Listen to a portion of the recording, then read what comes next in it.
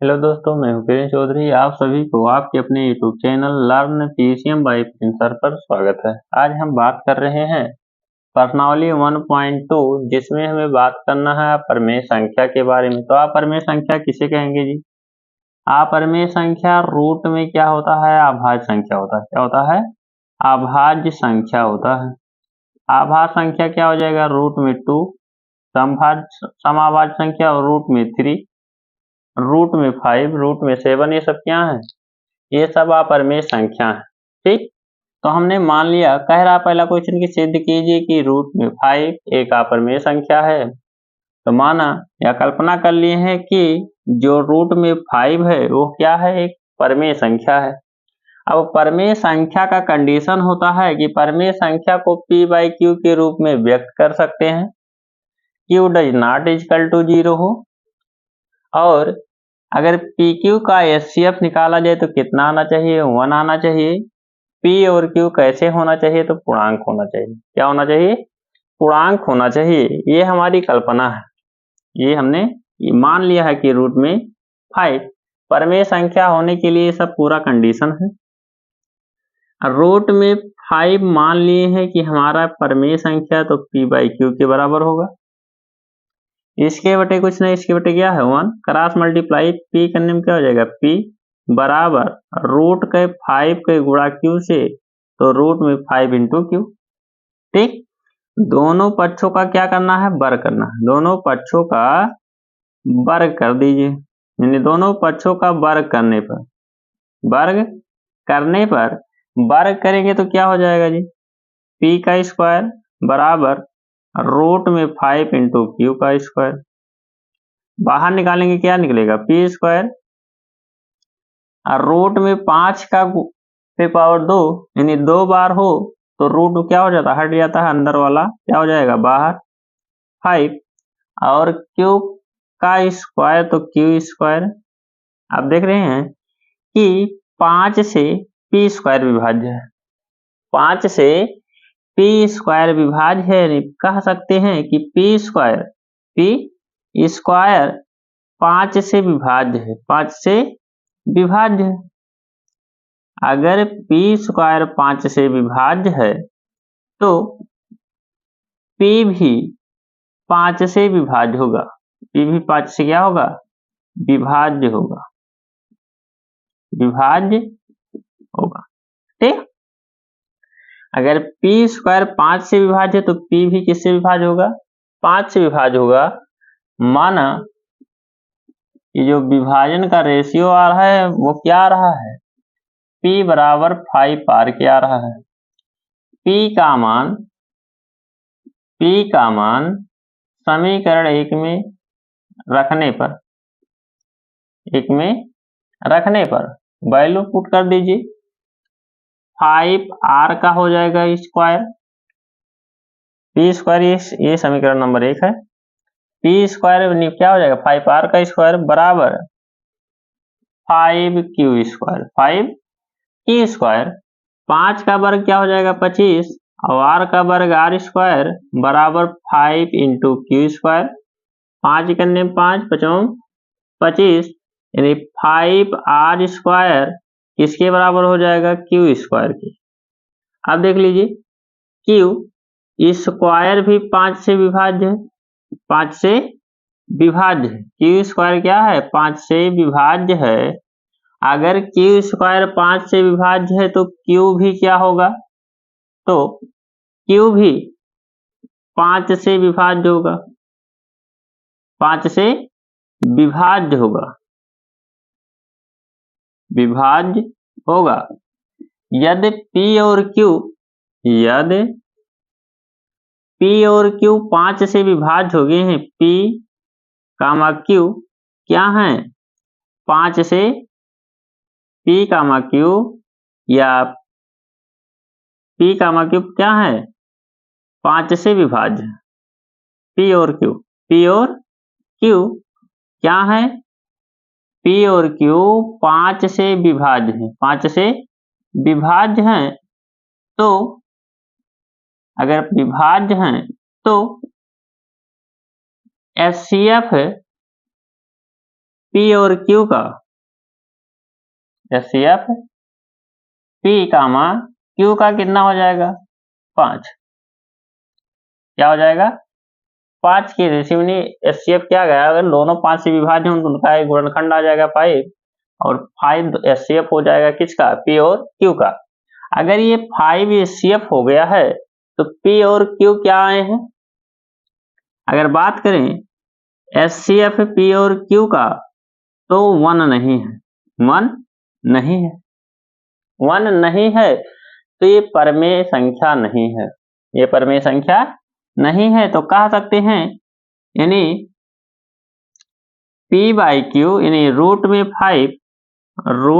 5, इससे हमें ज्ञात हो गया है, इससे सिद्ध हो गया है कि रूट में जो 5 है वो हमारा क्या है, परमेय संख्या नहीं, परमेय संख्या नहीं है। रूट में 5 परमेय संख्या नहीं है, परमेय संख्या नहीं है। अगर परमेय संख्या नहीं है तब क्या हो जाएगा, आता है यह हमारी क्या है, परिकल्पना का विरोधाभास है। यहां लिखते हैं अतः यह हमारी परिकल्पना का क्या है, यह हमारी कल्पना का क्या आया, विरोधाभास आया। यानी हमें अलग से कुछ यानी जो चीज हमने माना था वो चीज नहीं आया है, यानी क्या हुआ, विरोधाभास हुआ है। ठीक, विरोधाभास है, विरोधाभास है। इसलिए रूट में 5 एक परमेय संख्या नहीं है, तो क्या है, एक परमेय संख्या नहीं तो क्या है, रूट में 5 अपरमेय संख्या है। क्या है, अपरमेय संख्या है, अपरमेय संख्या है। ठीक, यही हमें सिद्ध करना था, यही हमें क्या करना था, सिद्ध करना था। देखो कह रहा है कि आप सिद्ध कीजिए कि रूट में 5 हमारा परमेय संख्या नहीं है, तो परमेय संख्या होने के लिए P और Q का जो HCF आना चाहिए वो 1 आना चाहिए। अगर 1 नहीं आ रहा है तो ये हमारी जो कल्पना लिए हैं यहाँ परमेय संख्या का, एक परमेय संख्या नहीं होगा। यह हमारी कल्पना का क्या है, विरोधाभास है। यह कल्पना का क्या है, विरोधाभास है। ठीक, जो हमने माना था वो कल्पना में वो नहीं आया है, तो रूट में 5 क्या हो जाएगा, एक परमेय संख्या नहीं होगा। परमेय संख्या नहीं होगा तब क्या होगा, एक अपरमेय संख्या है। यही हमें सिद्ध करना था। इसी प्रकार से दूसरा वाला भी देख लीजिए। दूसरा वाला क्वेश्चन क्या कह रहा है, कह रहा है कि सिद्ध कीजिए कि, क्या कह रहा है, सिद्ध कीजिए कि, तो कल्पना कर लेते हैं, फिर कल्पना से ही सारे सवाल लगेंगे। कल्पना कर लेते हैं कि रूट में 3 - 1 एक परमेय संख्या है, एक परिमेय संख्या है, परमेय संख्या है। अगर ये परमेय संख्या है तो परमेय संख्या का कंडीशन होता है, क्या होता है जी, परमेय संख्या का कंडीशन क्या होता है कि इसे P/Q के रूप में लिख सकते हैं और Q का मान 0 ना हो, और P, Q का HCF P, Q का क्या होना चाहिए, 1 होना चाहिए। और होता है कुछ, इसका P और Q क्या होने चाहिए, पूर्णांक होने चाहिए। इतने सारे क्या होने चाहिए, पूर्ण होने चाहिए, तभी क्या होगा, परमेय संख्या होगा। क्या होगा, परमेय संख्या होगा। ठीक, तो हमने मान लिया है, तो कल्पना कर लिए हैं, तो रूट में 3 - 1 क्या हो जाएगा, P/Q। अब देखो -1 को पक्षांतर करेंगे तो क्या हो जाएगा, रूट में 3 बराबर P/Q + 1। Question number 2। अब देख लीजिए P/Q + 1, P/Q + 1, PQ क्या है, PQ पूर्णांक है, PQ क्या है, P, Q पूर्णांक है। क्या है, पूर्णांक है। अगर P और Q पूर्णांक हैं तब अगर P और Q क्या होंगे, पूर्णांक हैं, तब P/Q + 1 एक क्या है, परिमेय संख्या है, एक परिमेय संख्या है, एक परिमेय संख्या है। अगर ये परिमेय संख्या है p/q + 1 तो √3 क्या है? यह भी परिमेय संख्या है। यह भी, अगर एक पक्ष कह रहा है कि ये परिमेय संख्या है तो इसे भी क्या होना पड़ेगा? परिमेय संख्या होना पड़ेगा। √3 भी क्या हो जाएगा? परिमेय संख्या हो जाएगा, परिमेय संख्या हो जाएगा, परिमेय संख्या है। लेकिन √3 हमारा जो कल्पना करते हैं, ये हमारी कल्पना का क्या है? परिकल्पना का विरोधाभास है। यानी कह सकते हैं कि यह हमारी परिकल्पना का या हमारी कल्पना का विरोधाभास है। क्या है? विरोधाभास है, विरोधाभास है। ठीक, हमारी कल्पना का क्या है? विरोधाभास है। इसलिए √3 एक अपरिमेय संख्या है, अपरिमेय संख्या है, अपरिमेय संख्या है। ठीक, ये हमारी कल्पना का क्या है? विरोधाभास है। हम जानते हैं कि √3 क्या है? एक अपरिमेय संख्या है, लेकिन मान लिए थे तो ये क्या है? हमारी कल्पना का उल्टा है। यानी जो √3 है वो परिमेय संख्या है नहीं, यानी विरोधाभास आ गया।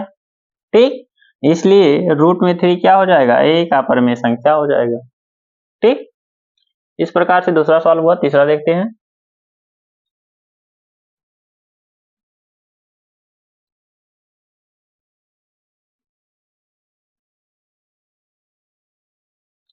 तीसरा भी कह रहा है तो कल्पना कर लीजिए, कल्पने से सारी क्वेश्चन लगेंगे। कल्पना कर लीजिए कि √5 और माइनस √3 क्या है? परिमेय संख्या। क्या है? परिमेय संख्या है। परिमेय संख्या का कंडीशन होता है, परिमेय संख्या का क्या होता है? कंडीशन होता है। परिमेय संख्या का कंडीशन होता है कि इसे p/q के रूप में लिख सकते हैं। p यानी q does not equal to क्या हो? 0 हो, q का मान 0 ना हो। ठीक, HCF की बात करें p और q का तो क्या होना चाहिए? 1 होना चाहिए। p q कैसे होने चाहिए? तो पूर्णांक होने चाहिए। कैसे होने चाहिए? पूर्णांक होने चाहिए। p और q कैसे होने चाहिए? पूर्णांक होने चाहिए। ठीक, अब देखो मान कल्पना कर लिए हैं कि तो क्या हो जाएगा? √5 माइनस √3 बराबर क्या हो जाएगा? p/q।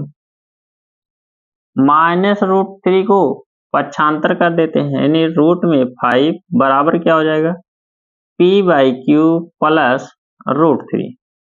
दोनों पक्षों का वर्ग करेंगे, दोनों पक्षों का वर्ग करने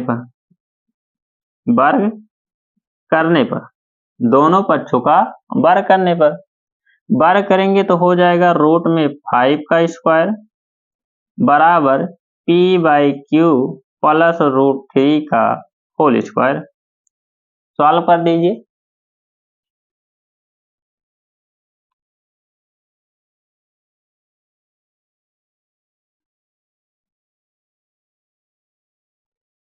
सॉल्व करेंगे तो क्या हो जाएगा? √5 का स्क्वायर क्या हो जाएगा?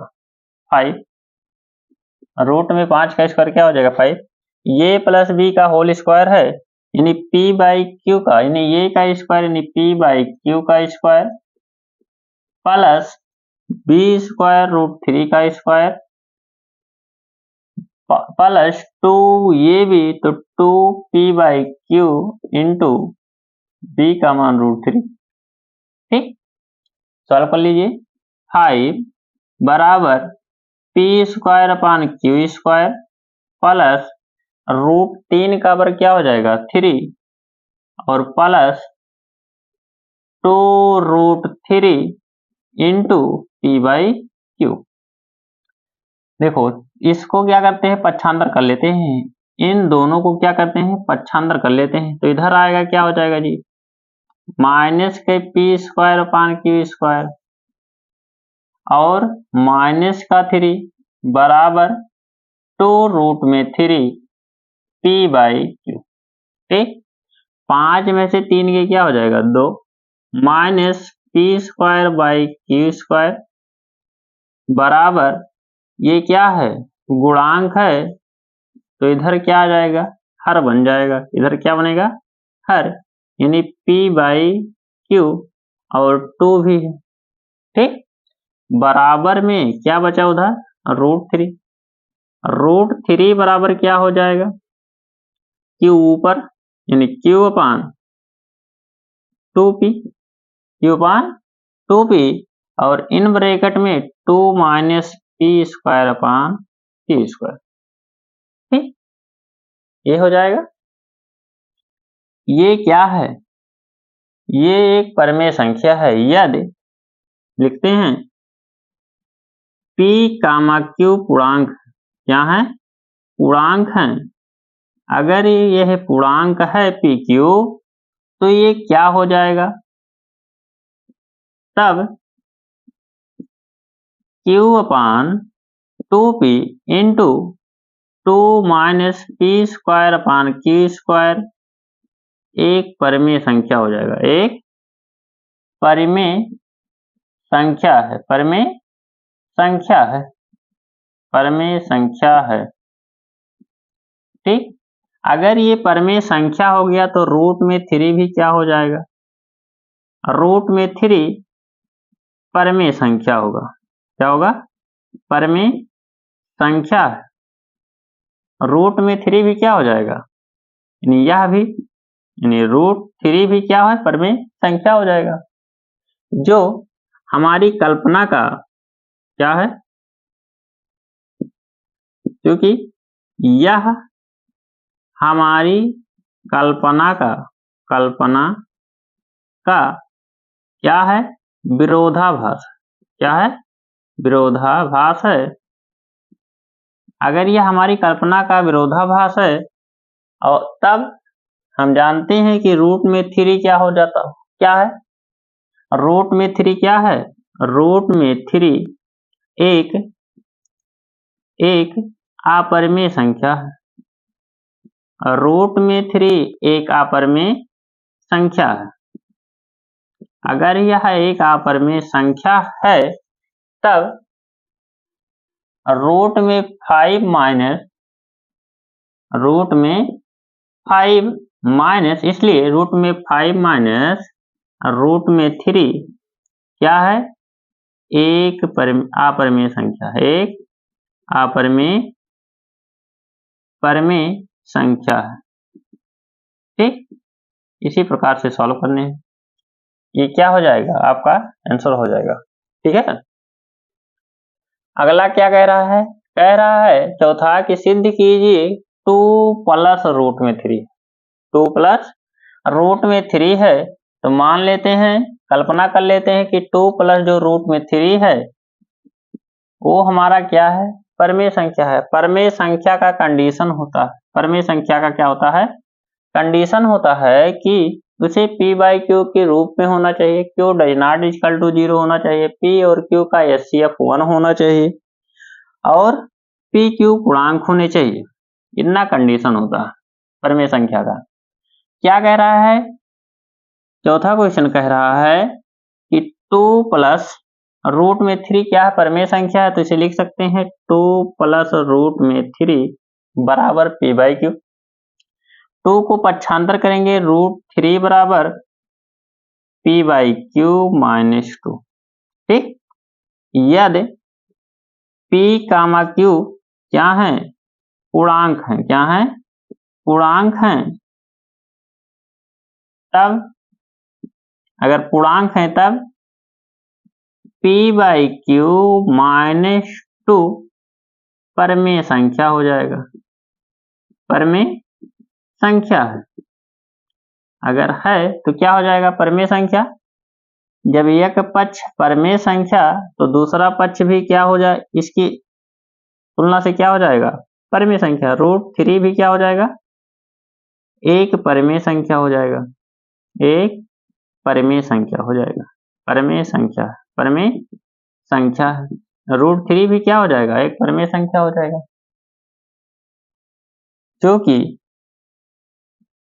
क्योंकि यह हमारी कल्पना का क्या है, विरोधाभास है। क्या है, विरोधाभास है, विरोधाभास है। यह हमारी कल्पना का विरोधाभास है। क्यों, क्योंकि हम जानते हैं कि √3 क्या है, एक अपरिमेय संख्या है। तो √3 क्या हो जाएगा, एक अपरिमेय संख्या। क्या हो जाएगा, अपरिमेय संख्या, अपरिमेय संख्या है। क्या है, अपरिमेय संख्या है, इसलिए √3 क्या हो जाएगा, एक अपरिमेय संख्या। अब अपरिमेय संख्या में कुछ जोड़ देंगे तो वो भी क्या रहेगा, एक अपरिमेय संख्या ही रहेगा। क्या रहेगा, एक अपरिमेय संख्या ही होगा। अगर कुछ जोड़ते हैं अपरिमेय संख्या में तो वो भी क्या होगा, अपरिमेय संख्या होगा। इस प्रकार से क्या हो गया, सिद्ध हो गया। क्या हो गया, सिद्ध हो गया। पांचवा वाला भी देख लेते हैं।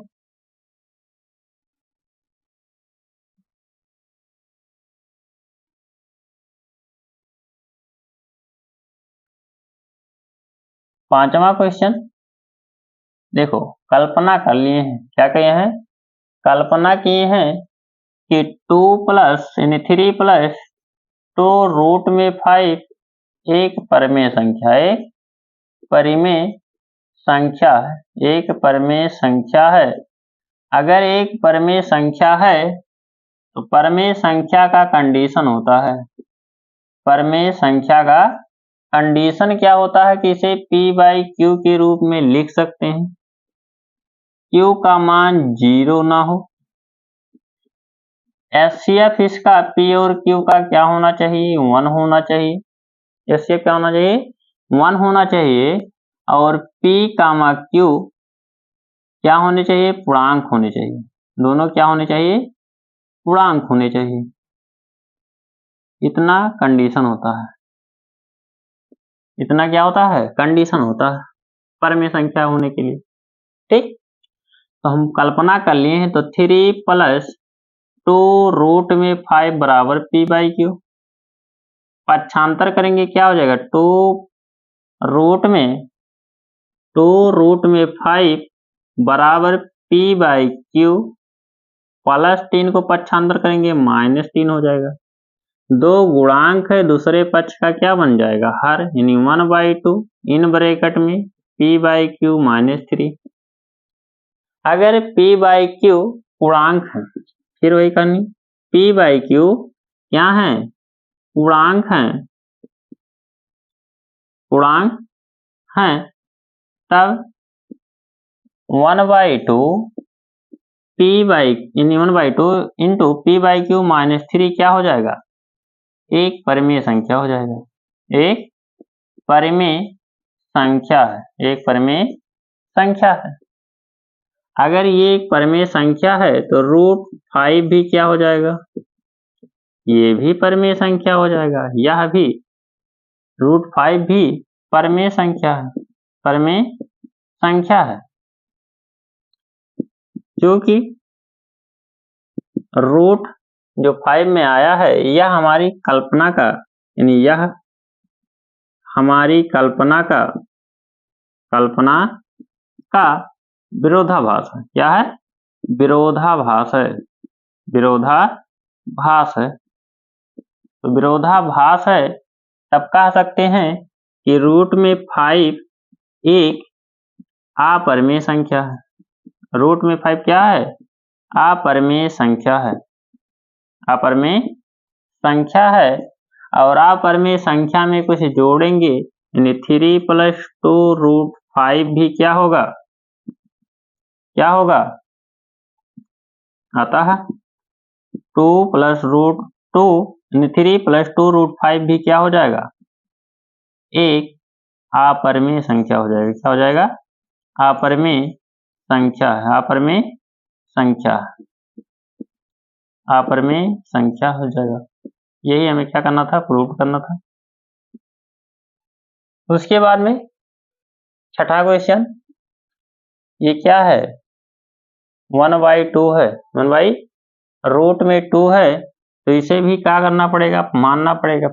छठे का पहला सेम उसी प्रकार से है जो सॉल्व किए हैं, उसी प्रकार से ये दोनों सवाल भी लग जाएंगे, इसी पैटर्न पर है। इसे देख लेते हैं। कल्पना कर लिए हैं 1/√2 एक परमेय संख्या है। परमेय संख्या का कंडीशन होता है, जान गए होंगे कि ये उनका क्या है, कंडीशन है। तो कह सकते हैं कि 1/√2 क्या हो जाएगा, इसका क्या हो जाएगा, परमेय संख्या हो जाएगा। अब क्या करते हैं, पलट देते हैं, यानी √2 बराबर Q/P, Q/P क्रॉस मल्टीप्लाई करेंगे तो हो जाएगा Q बराबर √2 इंटू P। दोनों पक्षों का वर्ग करेंगे, दोनों पक्षों का वर्ग करेंगे। क्या करेंगे, वर्ग करने पर जब वर्ग कर देंगे तो हो जाएगा Q² बराबर √2P का स्क्वायर, यानी Q² बराबर 2, यानी √2 का वर्ग क्या हो जाएगा, 2P²। ठीक, Q² हमारा क्या है, 2 से विभाज्य है। क्या है, 2 से विभाज्य है।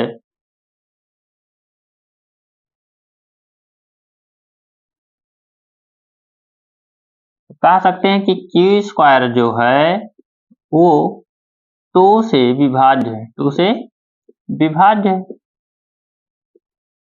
अगर Q² 2 से विभाज्य है तो Q भी 2 से विभाज्य होगा, Q भी क्या होगा, 2 से विभाज्य होगा, 2 से विभाज्य होगा, 2 से विभाज्य होगा। ठीक, अगर Q² 2 से विभाज्य है तो Q भी क्या होगा, 2 से विभाज्य होगा। और मान लेते हैं कि Q बराबर R के रेशियो में विभाज्य हो रहा है। ठीक, तब Q का मान समीकरण 1 में रख दीजिए। इसे मान लीजिए क्या, समीकरण नंबर 1। तो Q का मान समीकरण 1 में रखने पर, समीकरण 1 में रखने पर रख दीजिए। देखो, तो Q के स्थान पर 2R का क्या हो जाएगा, होल स्क्वायर बराबर P² बराबर P², 2P², 2 का वर्ग क्या हो जाएगा, 4, R² बराबर 2P², 2P², 2 दूनी 4, यानी P² कह सकते हैं किसके बराबर है, 2R² के बराबर है। अब देख लीजिए, अगर ये भी यानी P² भी, P² 2 से क्या हो गया जी, 2 से विभाज्य है। अगर 2 से विभाज्य है तो P भी क्या होगा, 2 से विभाज्य, P भी क्या होगा, 2 से